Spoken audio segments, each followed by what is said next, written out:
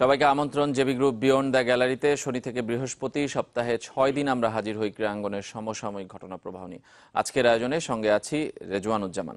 আজ আমরা কথা বলবো ফুটবল নিয়ে। ফুটবল পেশাদারিত্বের 10 বছর।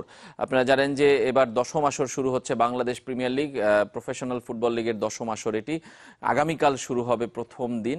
এই 10 বছর আসলে কতটুকু পেশাদারিত্বের পথে বাংলাদেশের ফুটবল হাঁটতে পেরেছে, আমরা এই বিষয় নিয়ে কথা বলতে চাই। আমাদের সঙ্গে স্টুডিওতে আছেন বাংলাদেশ ফুটবল ফেডারেশনের সাধারণ সম্পাদক আবু নাঈম সোহাগ এবং আছেন ফুটবল ফেডারেশনের নির্বাহী কমিটির সদস্য এবং প্রফেশনাল লিগ কমিটির সদস্য জাকির হোসেন।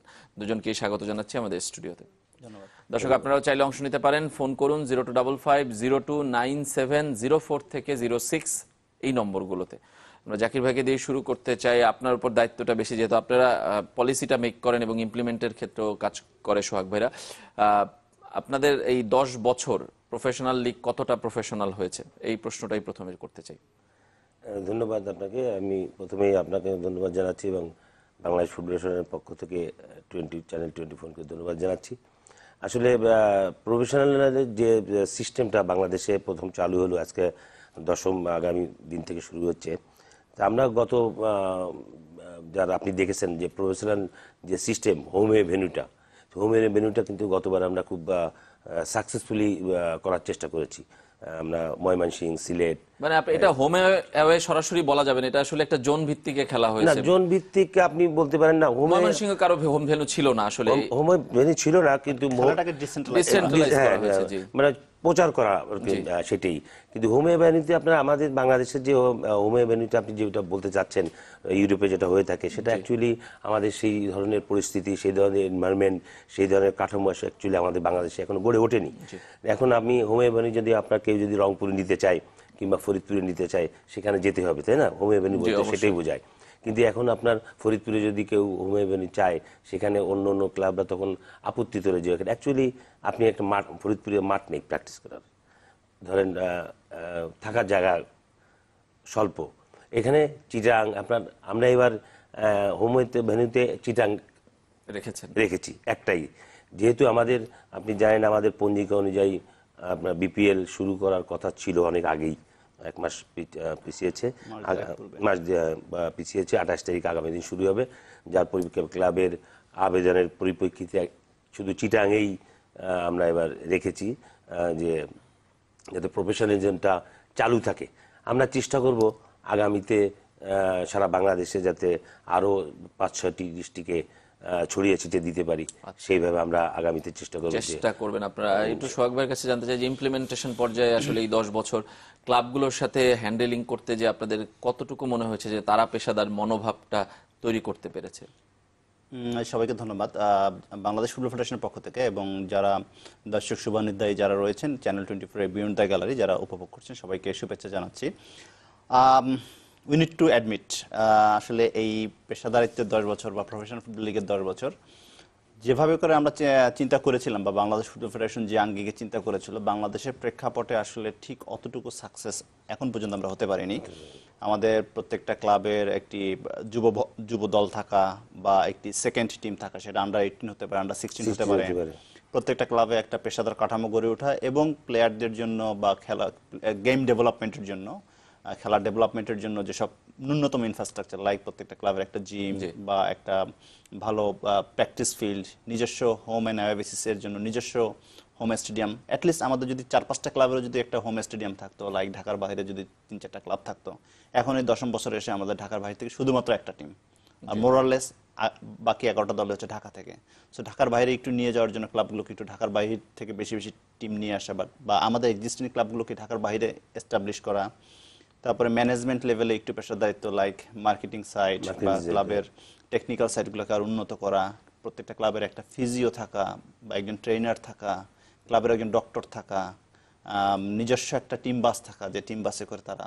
সো অফকোর্স আমাদের ক্লাবগুলোর কিছু সীমাবদ্ধতা রয়েছে, বাট এই জিনিসগুলা ফ্যান অ্যাক্টিভিটিস অনেক বড় একটা বিষয়। প্রত্যেকদিন সেই ফ্যানরা নিজস্ব টিমের হোম খেলাতে এসে তাদেরকে সাপোর্ট দিবে, তাদেরকে টিমকে উৎসাহ করবে, টিম খারাপ করলেও টিমকে কন্টিনিউসলি উৎসাহ দিবে যাতে করে সো দ্যাট তারা ভালো করতে পারে। তো এই বিষয়গুলো নিয়ে এখনও কাজ করার অনেক অবকাশ রয়েছে।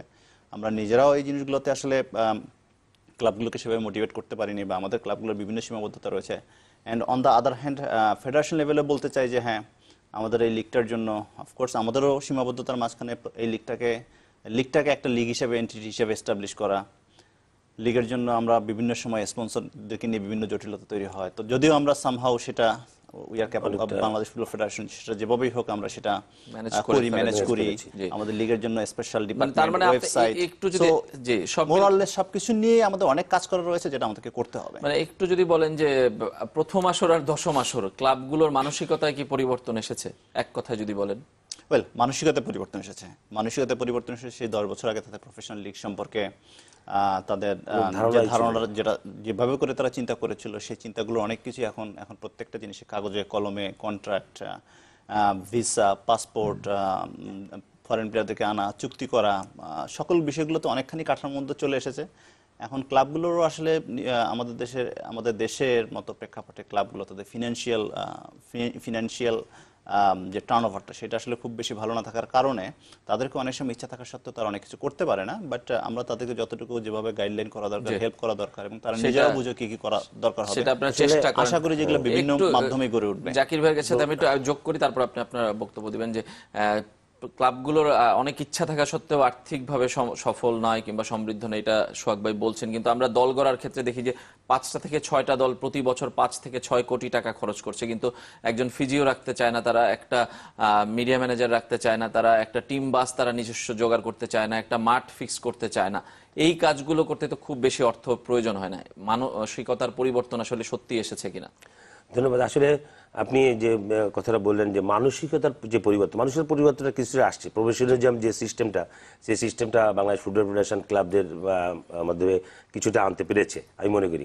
এখন আপনি যে কথাটা বললেন, আমাদের যে মাঠ, ধরেন শেখ জামালের একটা মাঠ আছে, আবহনী ক্লাবের মাঠ আছে, মোহামেডানের মাঠ আছে, মোহামেডানের মাঠ আছে, রহমতগঞ্জের মাঠ আছে।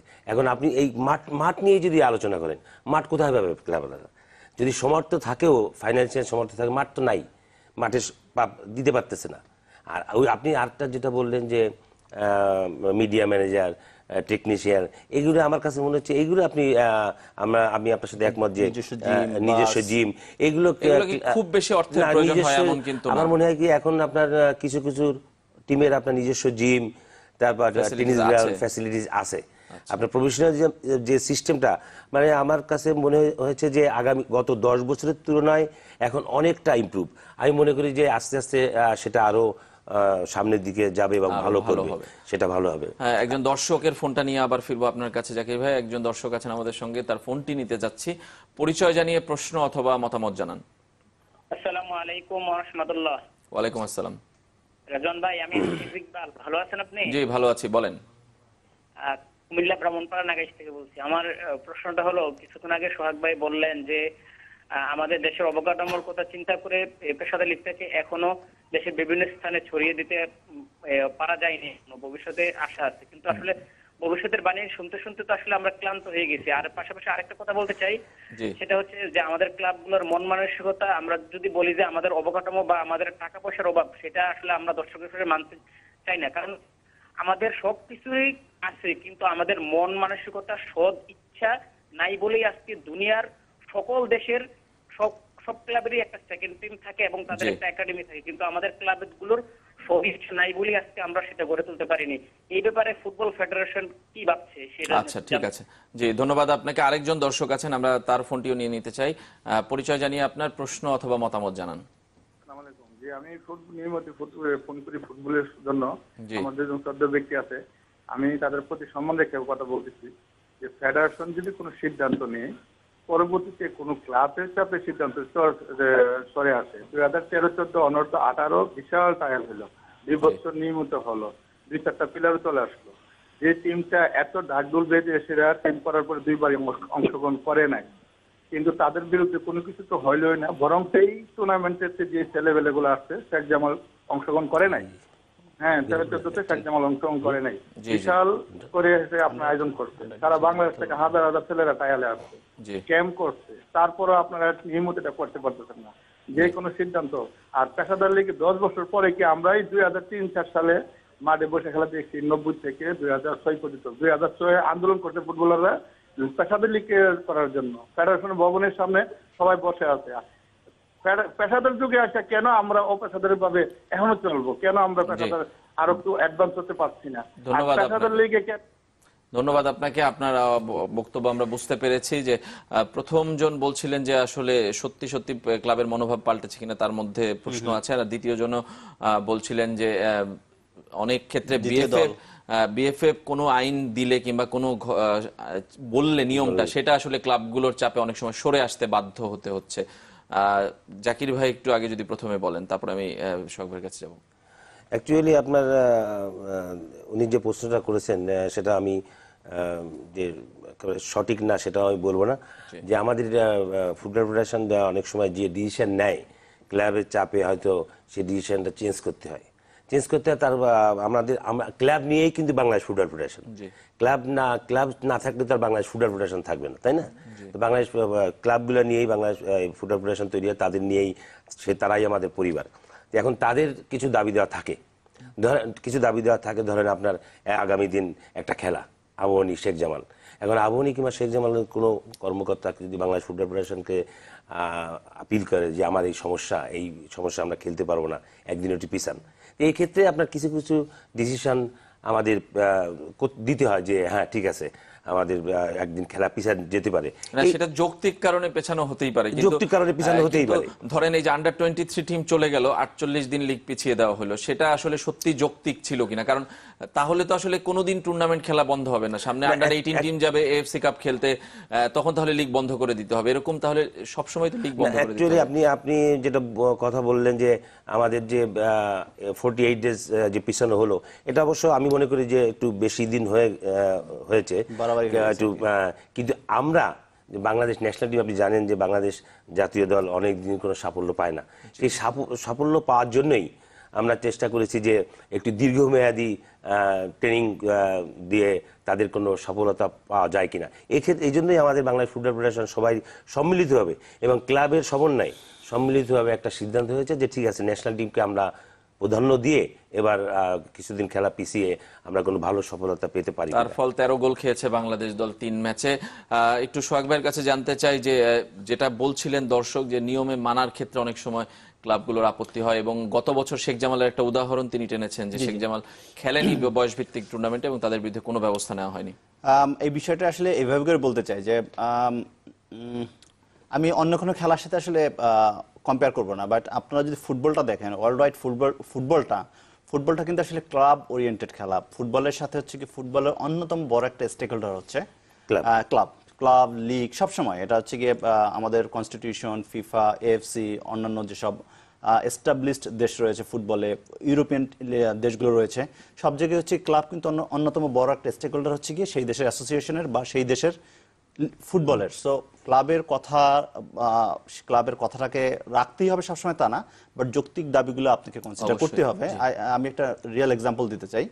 আমাদের এই খেলাগুলোতে আমাদেরকে আগামীকালকে যে খেলা শুরু হচ্ছে, আগামীকালকে থেকে কিন্তু আমাদের চট্টগ্রামে খেলা হওয়ার কথা ছিল, শনিবার এই রাউন্ড থেকেই, মানে এই রাউন্ডেই চট্টগ্রামে খেলা হবে এরকম কথা ছিল। বাট দেশের বিরাজমান পরিস্থিতিতে আমাদের যেভাবে প্রবল বর্ষণ হচ্ছে, ভারী বর্ষণ হচ্ছে, এবং আমরা সবাই জানি যে চট্টগ্রামের অধিকাংশ রাস্তাঘাট সব জায়গায় হচ্ছে গিয়ে পানির নিচে ডুবো।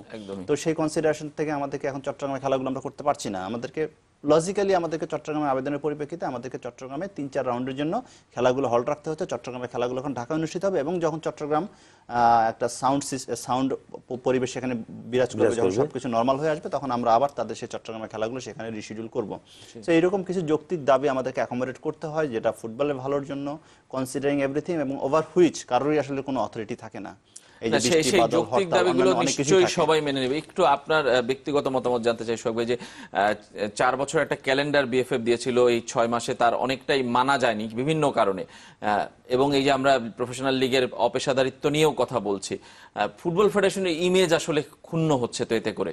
অফকোর্স আমরা যখন দেখি বিভিন্ন পত্র পত্রিকায়, মিডিয়ায়, টেলিভিশন চ্যানেলে বিভিন্নভাবে ফুটবল নিয়ে রিপোর্ট করা হচ্ছে, আমাদেরকে হাইলাইট করা হচ্ছে, আমাদের অ্যাক্টিভিটিসকে প্রশংসা করা হচ্ছে, সেই সঙ্গে ছোট করে কিছু হয়তো খোঁচাও দেওয়া হচ্ছে যে ক্লাবের দাবিতে শেষ পর্যন্ত ফুটবল ফেডারেশন এই ডিসিশন মানবে তো, বা এই ডিসিশন ঠিক রাখতে পারবে তো, আমাদেরকে আবার প্রশ্ন করা হচ্ছে। সো হ্যাঁ, অফকোর্স এটা কি জন্য হয়েছে, এটা নিশ্চয়ই অভিজ্ঞতার আলোকে বা এভাবে হতে হতেই নিশ্চয়ই এই জিনিসগুলো এখন সবাই মনে করে যে আমরা একটা ভালো উদ্যোগ নিল, সেই ভালো উদ্যোগটা বা সম্মিলিত একটা উদ্যোগ নিলে সেই সম্মিলিত উদ্যোগটা শেষ পর্যন্ত ইমপ্লিমেন্ট করা কতটুকু সম্ভব হবে।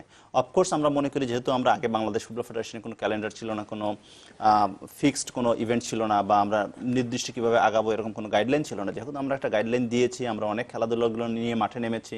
ঠিক এই মুহূর্তে আমি বলতে চাই আমাদের 5-6টি ইভেন্ট রয়েছে। আজকে আমাদের ঢাকা মহানগর ফুটবল লীগ কমিটির একটা ইভেন্ট রয়েছে, এখন বাফুফে ভবন একটা সি লাইসেন্স কোচিং কোর্স চলমান রয়েছে। আগামীকাল আমাদের প্রফেশনাল ফুটবল লিগ শুরু হচ্ছে, তার 4 দিন পরে আমাদের বাংলাদেশ চ্যাম্পিয়নশিপ লিগ শুরু হবে, আমাদের অনূর্ধ্ব 16-18 দল ক্যাম্পে রয়েছে, আমাদের মেয়েদের দল ক্যাম্পে রয়েছে। আমি এগুলো বলতে চাচ্ছি না, বাট এই অ্যাক্টিভিটিসগুলো কিন্তু আমাদেরকে ক্যালেন্ডারাইজ করতে হচ্ছে। যে আমরা হয়তো বা ঠিক নির্দিষ্ট দিন আমরা না করতে পারলো, 5 দিন পরে সেটা আগে কিন্তু সেগুলো হতো না। আমরা এই কাজগুলো কন্টিনিউ করলে, এই কাজগুলো কন্টিনিউ করলে আমরা মনে করি এটা সাপোর্ট আমরা পাবো। আমরা আরো ফিরবো। ফুটবলে ওভার দ্য নাইট কিন্তু আসলে কোনো কিছু পাওয়া সম্ভব না, অবশ্যই না, কোনো কিছুতে আসলে ওভার দ্য নাইট সাকসেস পাওয়া যায় না। আমরা একটু এই মুহূর্তে টেলিফোনে আমাদের সঙ্গে যোগ দিচ্ছেন বাংলাদেশ ফুটবল ফেডারেশনের সিনিয়র ভাইস প্রেসিডেন্ট এবং পেশাদার লীগ কমিটির চেয়ারম্যান জনাব সালাম মুর্শেদী। সালাম মুর্শেদী, আপনাকে স্বাগত জানাচ্ছি আমাদের অনুষ্ঠানে। পেশাদার লীগের 10 বছর আমাদের অনুষ্ঠানের শিরোনাম আমরা দিয়েছি ফুটবল পেশাদারিত্বের 10 বছর। কতটা পেশাদার হতে পেরেছে ফুটবল ফেডারেশন এবং ক্লাবগুলো? আপনার মতামত কি? আপনি প্রথম থেকেই আছেন এই দায়িত্বে, একদম শুরুর দিক থেকেই। ধন্যবাদ। আমাদের অ্যাকচুয়ালি এইটি 10th এডিশন আমাদের পেশাদার লিগের, যেটি আগামী কাল থেকে শুরু হবে আমাদের বঙ্গবন্ধু জাতীয় স্টেডিয়ামে, যেটা আমাদের 10ম আসর। তবে পেশাদার তারিখে আপনি বলবো যে আমরা এক্সপেক্টেড লেভেলে পৌঁছাতে না পারলেও আমি বলবো ক্লাবগুলো সাংগঠনিকভাবে অনেক তারা আগে থেকে দক্ষতা অর্জন করেছেন। এছাড়া আমাদের ফুটবল ফেডারেশনও আমি বলবো আমরাও আমাদের এটা 9 বছর আমাদের দায়িত্বে, সেখানে আমরাও কিছুটা হলেও অভিজ্ঞতা অর্জন করেছি। সব মিলে আমি বলবো হয়তো আমাদের কাঙ্ক্ষিত লক্ষ্যে ফুটবলের বা হয়তো রেজাল্ট বা আদার্স গুলো যায়নি, তবে পেশাদারিত্বে ক্লাবগুলো তারাও বেশ এগিয়েছে। কারণ আমাদের ক্লাবের রেজাল্ট যদি আমরা দেখি, এফসি কাপে বিভিন্ন সময় ক্লাবগুলো কিন্তু অনেক ভালো করছে, তবে আমাদের অনেক সীমাবদ্ধতা আছে, সেটি কিন্তু আমাদের কনসেন্ট্রেশন নিতে হবে। আমি আশাবাদী, আমরা বিশ্বাস করি আমরা যে পঞ্জিকা দিয়েছি এবছর, সেই পঞ্জিকা অনুযায়ী হয়তো কিছুটা ডেটের হেরফের হতে পারে, তবে আমি বিশ্বাস করি আমরা যদি এইভাবে 3টি বছর করতে পারি তাহলে ফুটবল তার আগের জায়গায় আবার ফিরে আসবে। যে আমরাও সেটা আশা করি। যে আমরা বলছিলাম যে ব্যস্ততা বেড়েছে, আমাদের দুজন অতিথি আছেন আজকে, আবু নাঈম সোহাগ এবং জাকির হোসেন, তারাও বলছিলেন যে আসলে ক্লাবগুলোর মানসিকতায় পরিবর্তন এসেছে। আপনার কি সেটা বিশ্বাস কিনা যে ক্লাবগুলোর মানসিকতায় পরিবর্তন এসেছে? আপনি নিজেও ক্লাব কর্মকর্তা এখনো আছেন, কিন্তু ফুটবল ফেডারেশনের এই দায়িত্বে থেকে আসলে সব ক্লাবকে হ্যান্ডেল করা কতটা কঠিন? আসলে আমি মনে করি যে অনেক সীমাবদ্ধতার মধ্যে আমাদের ক্লাব বা ক্লাব সংগঠক যারা আছেন তারা ক্লাব পরিচালনা করছেন, তাদের অনেক মানসিকতার উন্নতি হয়েছে, সাংগঠনিক দক্ষতা তাদের বৃদ্ধি পেয়েছে।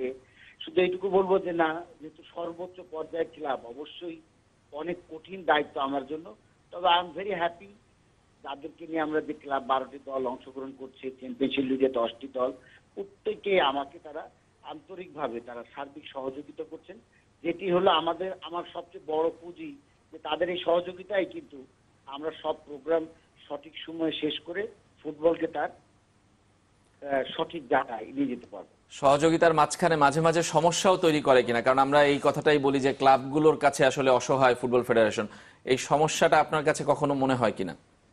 আমি মনে করি অন্তরে সবসময় কিন্তু আলোচনা, দাবি অনেক কিছুই থাকবে, সেক্ষেত্রে তাদের কিছু দাবি দেওয়া থাকে, আলোচনা কিছু তাদের ক্ষোভ কথাবার্তা থাকে। আমি এগুলো নিয়ে কোনো সময় ক্ষুব্ধ না, বা আমি very happy to this all 12 clubs for পেশাদার লিগ, প্রফেশনাল লিগ এবং চ্যাম্পিয়নশিপ লিগে 10টি দল আছে। তারা আমাকে অনেক সময় আপনাদের কাছে হয়তো মনে হয় যে আমাকে তারা বিভিন্নভাবে, বা বাংলাদেশ ফুটবল ফেডারেশন হয়তো তাদের কাছে জিম্মি বা এই ধরনের কথাবার্তা অনেক সময় গণমাধ্যমে আসে। আমি মনে করি না, তারা আমার সবচেয়ে বড় ফুটবল ডেভেলপমেন্টের সবচেয়ে বড় স্টেক হোল্ডার, এবং তারা ভূমিকা রাখছে, এবং তাদের ছোটখাটো দাবি পূরণ করাটা অবশ্যই তো আমার নিশ্চিত দায়িত্ব কর্তব্য। জি, ধন্যবাদ আপনাকে সালাম মুর্শেদে আমাদের সঙ্গে যোগ দেবার জন্য। আপনি সবসময় হাসি খুশি এবং আশাবাদী মানুষ, আমরা কখনোই আপনাকে নিরাশ হতে দেখিনি। আমরাও আশা করি ফুটবলে বাংলাদেশ একসময় এগিয়ে যাবে এবং পেশাদারিত্ব পূর্ণ মর্যাদায় প্রতিষ্ঠিত হবে। আমরা আপনাদের দুজনের কাছেই ফিরবো, আবারও একটা ছোট্ট বিরতি নিতে হবে আমাদের জেবি গ্রুপ বিয়ন্ড দ্য গ্যালারিতে। একটু পরেই ফিরছি, সঙ্গেই থাকবেন।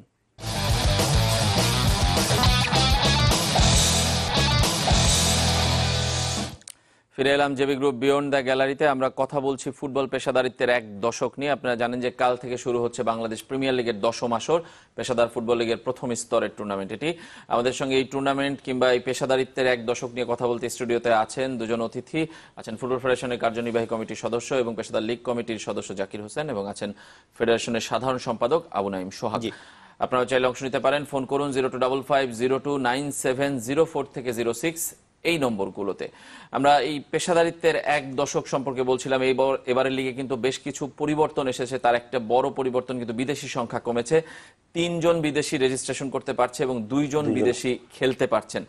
যদিও সেই বিদেশিদের মান নিয়ে আছে প্রশ্ন। কোনো তারকা ফুটবলার এখন পর্যন্ত আমরা চোখে পড়েনি। 36 জন ফুটবলার এসেছেন বিদেশি, তার মধ্যে 33 জনই আফ্রিকান। এই বিষয়ে একটি রিপোর্ট আছে, আমরা একটু দেখে নিতে চাই, তারপর আলোচনায় ফিরবো। ফুটবলের ক্রান্তিকালে আগ্রহ হারিয়েছে মাঠের খেলা, তবুও লিগের জমাট লড়াইয়ে গত কয়েক বছরে উত্তেজনা ছড়িয়েছিলেন সনি নর্দে, ওয়েডসন, লি টাকরা। কিন্তু একে একে দেশ ছেড়েছেন সবাই। ফলে শুধু দেশীয় ফুটবলার নয়, বিদেশি কালেকশনেও এবার নেই আকর্ষণ। এবার 4 জন বিদেশির বদলে 3 জন সাইন করাতে পেরেছে দলগুলো, তবে মাঠে খেলবে 2 জন, তাই হিসাব করে দলে নিতে হয়েছে বিদেশিদের। গত আসরের চ্যাম্পিয়ন আবাহনী শিরোপা ধরে রাখার মিশনে এবারও ভরসা রেখেছে পুরনো বিদেশি সামাদ ইউসুফের উপর। সাথে শেখ জামাল থেকে দলে ভিড়িয়েছে 2 ফরওয়ার্ড ল্যান্ডিং দেরবো ও এবেকা ডার্লিংটনকে। রানার্স আপ চট্টগ্রাম আবাহনীর বাজি নতুন নাইজেরিয়ান ফরওয়ার্ড ওলাডিপো। যদিও ভিসা সংক্রান্ত অনিয়মের কারণে প্রথম 6 ম্যাচ নিষিদ্ধ সে। আপাতত কোচ সাইফুল বাড়ির ভরসা 2 ডিফেন্ডার মুফতা লাওয়াল ও অ্যালিসন উদোকা। শেখ জামালের বিদেশি লাইন আপ ফরওয়ার্ডময়। সলোমন কিং, রাফায়েল ও মামাদো 3 আফ্রিকানই এবার প্রথম লিগ খেলছেন বাংলাদেশে। গোপীবাগের দল ব্রাদার্স ইউনিয়নেও 3 বিদেশি ফরওয়ার্ড সিও জুনাপিও, থুয়াম ফ্রাঙ্কের সাথে হাইতির একমাত্র প্রতিনিধি হয়েছেন পুরনো অগাস্টিন ওয়ালসন। লিগের বাকি দলগুলো চেষ্টা করেছে 3 বিদেশির কোটা পূরণে। মুক্তিযোদ্ধায় অভিজ্ঞ কেবল আব্বাস ইনুসা। আরামবাগ দিয়ে আবারও বাংলাদেশে ফিরেছেন নাইজেরিয়ান বুকোলা ওলালেকান। রহমতগঞ্জের ভরসা ইসমাইল বাঙ্গুরা, আর শেখ রাসেলের ভরসা নাইজেরিয়ান দাউদা সিসে। মোহামেডানের বিদেশি লাইনআপও নাইজেরিয়ান নয়। তবে আসরের চমক সাইফ স্পোর্টিং উড়িয়ে এনেছে 2 কলম্বিয়ানকে, কিন্তু ফেডারেশন কাপে জ্বলে ওঠেনি তারা। আগের লিগগুলোর মতো এবারও আধিপত্য আফ্রিকানদেরই, যেখানে 36 বিদেশির মধ্যে 33 জনই আফ্রিকান। সবচেয়ে বেশি 18 জন এসেছেন নাইজেরিয়া থেকে, গাম্বিয়ার 5 আর ক্যামেরুনের 3 জন। আমরা যেমনটা দেখছিলাম যে আফ্রিকানদেরই প্রাধান্য বেশি, এবং এবার বড় কোনো তারকার নামও দেখছি না, এবং ফেডারেশন কাপ দিয়ে কেউ আসলে ঝলকও দেখাতে পারেননি। তারপর জাকির ভাই কিংবা সোহাগ ভাইয়ের কাছে জানতে চাই যে কেউ একজন তৈরি হবে কিনা, সনি নর্দে কিংবা ওয়েডসন, যাদের খেলা দেখতে মানুষ কিছুটা হলেও আগ্রহ তৈরি হয়েছিল গত 2-3 সিজনে। আপনার অ্যাকচুয়ালি আপনি সানি নর্দে কিংবা আপনার আমাদের যে লিটা গতবার যে লিগ নিশ্চয়ই আপনারা দেখেছেন, অদ্ভুত খেলা, অ্যাকচুয়ালি খুব প্রশংসনীয়। যে লির মতন খেলোয়াড় এখন আমাদের দেশে নাই এবার। তারপরও আপনি এই যে আফ্রিকানদের যে কথাটা বললেন, খেলা আমাদের এখন যে আছে ল্যান্ডিং এবং এমেকা, এরা 2 জন কিন্তু খুব, আমার কাছে মনে হচ্ছে ল্যান্ডিং এবং এমেকার খেলা সনি নর্দের চেয়ে আমার কাছে মনে হচ্ছে যে অনেক উন্নত মানের। সনি নর্দে সঙ্গে ল্যান্ডিং এবং এমেকা ছিলই বিধায় শেখ জামালকে একটা ভালো একটা রেজাল্ট দিতে পেরেছে। সেখান থেকে সনি নর্দে অফার পেয়ে কলকাতায় চলে গিয়েছে, ওয়েটসন চলে গিয়েছে। কিন্তু এখন আমার দৃষ্টিতে যে প্লেয়ার বর্তমান বিদেশি খেলোয়াড় আছেন, তাদের ভিতরে আমার কাছে ল্যান্ডিং এবং এমেকা, এরা আমার কাছে মনে হচ্ছে যে এবার আরো ভালো খেলা উপহার দিতে পারবেন। এবং আপনার সঙ্গে তো তাহলে আবাহনীকে এগিয়ে রাখছেন আপনি সেই বিচারে? হ্যাঁ, আবাহনীকেই আমি এগিয়ে রাখছি। যে আর অবশ্য আপনার চিটাং আবাহনীতে যে প্লেয়ার আসছে, তারাও আমি শুনেছি খুব উন্নত মানের, কিন্তু ফেডারেশন কাপে তেমন একটা পারফরমেন্স দেখাতে পারেনি। হয়তো লিগে বোঝা যাবে, আগামী দিন থেকে যে বিপিএল শুরু হবে তখন বোঝা যাবে যে এবং তাদের অবস্থান কি। চিটাগাং আবাহনীর কথা আসছিল, সোহাগ ভাই একটু যদি বলেন যে একটা প্লেয়ার 6 ম্যাচের জন্য নিষিদ্ধ হয়েছে, মানে কারণটা কি কিংবা কঠোর? বেসিক্যালি আসলে বর্তমান সময়ে হচ্ছে প্রত্যেকটা খেলোয়াড়দের বাংলাদেশে আসার জন্য কিন্তু গণপ্রজাতন্ত্রী বাংলাদেশ সরকার কর্তৃক তাদের জন্য একটা স্পেশাল ক্যাটাগরির ভিসা করা হয়েছে, that is called P visa. এবং এই পি ভিসার আওতায় কিন্তু হচ্ছে প্রত্যেকটা ক্লাব, এমনকি আমাদের বাংলাদেশ জাতীয় ফুটবল দলের টেকনিক্যাল অফিসিয়াল যারা রয়েছে, কোচ বা প্লেয়ার যারা রয়েছে, সবাইকে কিন্তু এই ক্যাটাগরি ভিসাতে আসতে হয়। সো নির্দিষ্ট নিয়ম অবলম্বন করে আসতে হয়। এবং I will not go into the detail, বা সাম্প্রতিক সময়ে যেহেতু এরকম একটা ফরজারি বা ফলসিফিকেশন এরকম একটা জিনিস বাংলাদেশের কোনো একটি দূতাবাসের মাধ্যমে আমাদের দৃষ্টিতে এসেছে, then as per our procedure আমরা সেই জিনিসটা আসলে we have no other alternate, অন্য কোনো উপায় ছিল না এটাকে ডিসিপ্লিনারি কমিটিতে না পাঠানো ছাড়া। এবং ডিসিপ্লিনারি কমিটিতে আমরা পাঠিয়েছি এবং as per by book disciplinary committee decision নিয়েছে। ইন দ্য মিন টাইম আমরা যদি চট্টগ্রাম আবাহনীর কাছ থেকে বিভিন্ন দৃষ্টিকোণ থেকে তাদের বিভিন্ন পয়েন্ট উল্লেখ করে, লিগের খেলা, গুরুত্বপূর্ণ বিষয়, গুরুত্বপূর্ণ খেলোয়াড়, এগুলো বিষয় উল্লেখ করে তারা আমাদের অ্যাপিল কমিটির কাছে একটা অ্যাপিল করেছে। সো আমাদের অ্যাপিল কমিটি এটা নিয়ে নির্দিষ্ট সময় বসে অ্যাপিল কমিটির যদি কোনো কনসিডারেশন থাকে সেটা জানাবে, আদারওয়াইজ তারা এই ডিসিশনটাকে হয়তো বহাল রাখবে, সেটা আমরা যথাসময়ে জানবো। আর একটা বিষয় আমি বলতে চাই যে আমাদের, যদিও আমি ওই ডিটেইলে অ্যানালাইসিসটা আমার দায়িত্বের মধ্যে না, বাট আমি মনে করি যে আসলে যেহেতু দুজন করে ফরেন প্লেয়ার এখন দেওয়া হয়েছে, প্রত্যেকটা দলের পক্ষে খেলতে পারবে, জি। সো ফরেন প্লেয়ারদের কাছ থেকে অবশ্যই আমাদের দেশের প্লেয়াররা ভালো কিছু শিখবে, সেটা আমরা আশা করি। অ্যাজ ওয়েল অ্যাজ একটা কিন্তু সবসময় একটা দাবি ছিল যে ফরেন প্লেয়ার কমানো হলে আমাদের দেশের প্লেয়াররা বেশি করে চান্স পাবে, এতে করে আসলে আমাদের দেশেরই জাতীয় দল, অলিম্পিক দল এরা লাভবান হবে। এবং আমরা আশা করি যে সেই ফলটা এবার আমরা পাবো। প্রত্যেকটা দলে যদি আমরা 9 জন করে, যদি আমাদের অবশ্যই 9 জন খেলতেই হবে। সো আমার 12টা দলে হচ্ছে কি 108 জন প্লেয়ার, দেশি প্লেয়ার, তারা কন্টিনিউয়াসলি কেউ প্রথম একাদশে চান্স পাবে, কেউ হয়তো বা বদলি হয়ে নামবে। তো এরকম এই যে 110-15 জন খেলোয়াড় যারা আমাদেরকে কন্টিনিউয়াসলি লিগের মাঠে আগামী 5-6 মাস খেলবে, আশা করি এখান থেকে অবশ্যই আমাদের জাতীয় ফুটবল দলের জন্য ভালো কিছু কোয়ালিটি প্লেয়ার চলে আসবে। এবং সো আমরা বিদেশি ভালো প্লেয়ারদের দিকে মানে তাদের খেলা থেকে আমি মনে করি আমাদের লোকাল স্টার প্লেয়ার চলে আসুক, আমাদের পরবর্তী মামুন তৈরি হোক, আমাদের পরবর্তী এমিলি তৈরি হোক, পরবর্তী আমিনুল তৈরি হোক, পরবর্তী আমাদের আসলাম, পরবর্তী সালাউদ্দিন, পরবর্তী সালাম মুর্শিদ, এরকম প্লেয়ার আমাদের দরকার যারা আমাদের দলকে সাপোর্ট করবে বা আমাদের দলকে লিড দিবে। না, অবশ্যই আমরাও তেমন চাই, কিন্তু জাকির ভাই সেই সুবাতাস কি দেখছেন কিনা যে 5 মাসে আসলে বদলে যাবে পরিস্থিতি, একজন তৈরি হয়ে যাবে স্টার? না, আসলে আপনার ওইভাবে তো আপনি রাতারাতি কোনো সম্ভব না, পরিবর্তন আনতে পারবেন না। আমাদের বিদেশি খেলোয়াড় রাখার উদ্দেশ্য আপনি দেখছেন যে আমরা কিন্তু প্রতিবার 3 জন থেকে 2 জন, এবার 2 জন করা হয়েছে। 2 জন করা হয়েছে, ওই 2 জনের মাঝে যদি আমাদের প্লেয়াররা, আপনি দেখেছেন গতবার আবাহনীর যে লির সঙ্গে যে কিন্তু আমাদের আবাহনীর যে ম্যাচগুলো গতবার খেলেছে, প্রত্যেকটা ম্যাচ আপনি দেখেন লির সঙ্গে কিন্তু একটা সামঞ্জস্য রেখে খেলেছে, তাতে কিন্তু আবাহনীর অন্য প্লেয়ারদের পারফরমেন্সটা অনেকটা তুলে ধরতে পেরেছে লির সঙ্গে খেলাতেই। তা আমি মনে করি যে আগামীতে আপনার এরকম ভালো ভালো বিদেশি প্লেয়ার যদি 2-1 জন থাকে, সঙ্গে আমাদের দেশি প্লেয়ার থাকে, আমি মনে করি ভবিষ্যতে আপনার ভালো প্লেয়ার বেরিয়ে আসবে। এবং সেই সঙ্গে it could be guideline for the clubs, like হচ্ছে গিয়ে ঠিক চিরাচরিত বা এভারেজ প্লেয়ার না এনে দুইটা ভালো প্লেয়ার, স্টার প্লেয়ার, আপনি যাতে করে তার দলও সার্ভ করতে পারে, আমাদের লোকাল প্লেয়ারও যাতে হেল্পফুল হয়। আমরা একদমই শেষ পর্যায়ে, এবারে লিগটা আসলে কেমন হবে আপনার খেলার পার্সপেক্টিভ থেকে আপনি বলবেন এবং অর্গানাইজেশনের পার্সপেক্টিভ থেকে আপনি বলবেন একদম সংক্ষেপে। আমি সংক্ষেপেই আপনাকে বলি, আপনি গত ফেডারেশন কাপ নিশ্চয়ই দেখেছেন, হয়তো আপনি অবশ্যই দেখেছেন ফেডারেশন কাপটা, কিন্তু আমি ফেডারেশন প্রতিটা খেলা কিন্তু আমি উপভোগ করেছি মাঠে যে। আপনি গতবার ফেডারেশন কাপ আর এবার ফেডারেশন কাপ কিন্তু অনেক পার্থক্য। এবার ফেডারেশন কাপ কিন্তু ছোট বড় কেমন হবে একটু যদি সংক্ষেপে আমাদের লিগটা কেমন হবে? আমার কাছে মনে হচ্ছে এবারে লিগটা অনেক প্রতিযোগিতাপূর্ণ হবে। আচ্ছা সোহাগ ভাই, আমি এক লাইনে বলবো it would be very competitive league. আমি নামগুলি বলতে চাই, আবাহনী, মোহামেডান, শেখ রাসেল, শেখ জামাল, চট্টগ্রাম আবাহনী, নবাগত সাইপ স্পোর্টিং, আরামবাগ, সবাই আসলে খুব ব্যালেন্স দল করেছে। অনেক ফাইট হবে, ভেরি কম্পিটিটিভ লিগ। এবং যেটা ফেডারেশন কাপ রয়েছেন, আপনারা মাঠে আসেন, মাঠে এসে আমাদেরকে সাপোর্ট দিন। ধন্যবাদ। আমরা অনেক সীমাবদ্ধতা কিংবা সংকটের কথা বলেছি, কিন্তু সবশেষ কথা, মাঠে এসে ফুটবলকে সাপোর্ট করতে হবে, খেলা দেখে তারপর আপনি মূল্যায়ন করবেন, গঠনমূলক সমালোচনা করুন, তার আগে নয়। মাঠে আসবেন, কালকে থেকে বাংলাদেশ প্রিমিয়ার লিগ শুরু হচ্ছে, 10ম আসর। মাঠে আসার আমন্ত্রণ জানিয়ে আজকের মতো এখানেই শেষ করছি।